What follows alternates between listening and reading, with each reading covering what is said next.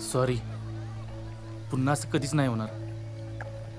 मी आईसोबत बाहेर गेलो आणि मोबाईल घरीच राहिला. मी खरंच तुला भेटायला येणार होतो. सॉरी ना.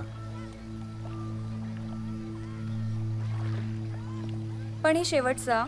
पुन्हा असं कधी झालं तर मी तुझ्याशी कधीच नाही बोलणार. ती वेळ कधीच नाही येणार. खरंच तुझी शपथ. मी नाही राहू शकत रे तुझ्याशिवाय. मी पण. 12वीचं वर्ष बघताच संपलं. माझा एकही दिवस सईला भेटल्याशिवाय जात नव्हता.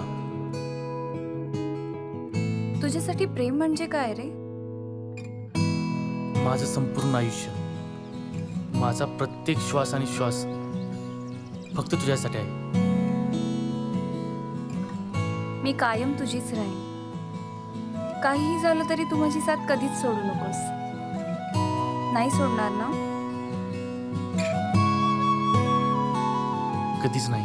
पण म्हणतात ना, दैव कुणाच्या हातात नसतं. आणि तसंच झालं. मला आणि सईला वेगवेगळ्या इंजिनिअरिंग कॉलेजला ॲडमिशन मिळालं. त्याचं दुःख तर होतंच, पण जेन्या व सई एकाच कॉलेजमध्ये आहेत याचं समाधानही होतं. मी येत जाईन भेटायला. तू अभ्यासात लक्ष दे. हो, पण तू राहशील ना व्यवस्थित? हो. आणि तुझी आईच म्हणाली होती ना, दुरावीन नातं अजून घट्ट होतं. अगं, आपलं नातं आता एवढं घट्ट झालंय की त्याला दुराव्यानं काहीच फरक नाही पडणार. पण तू राहा व्यवस्थित आणि रोज मला कॉल करत जा, नाहीतर माझं कशातच मन नाही लागणार. हो बाळा. बाय. बाय. तू जा आता.